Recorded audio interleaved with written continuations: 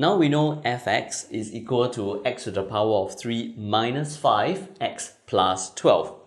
And in the beginning of the question, we are given that fx is divisible by x plus 3. Which means if I were to let fx be equal to 0, one of the roots of that equation is going to be x is equal to minus 3.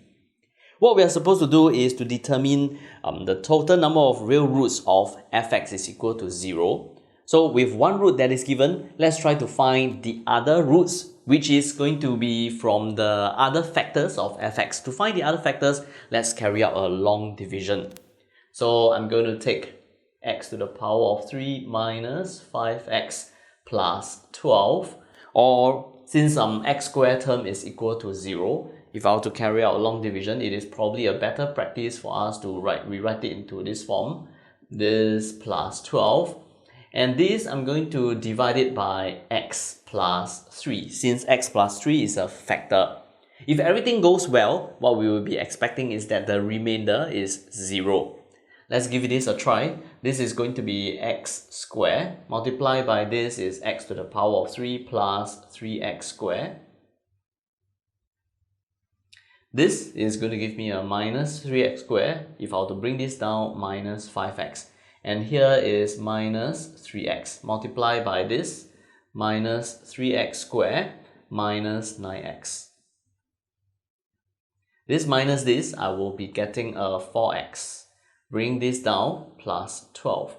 So here it will be plus 4. Multiplying this, it is 4x plus 12. And the remainder is indeed 0. So most likely the long division process has been carried out correctly. What this tells me is that fx can be broken up into x plus 3 and the other factor, which is going to be a quadratic factor, and that is x squared minus 3x plus 4. X minus 3 is already one of the roots. To check for the rest of the roots, I just need to check out the discriminant of this quadratic expression. So for this, if I were to take a look at the discriminant, which is b squared minus 4ac, so this square minus 4 times 1 times 4, this is going to give me a minus 7, which is less than 0. And it tells me that if I were to equate this to 0, it is not going to give us any real roots. So what I know is now fx is equal to 0. It has only one real root. And that real root is x is equal to minus 3.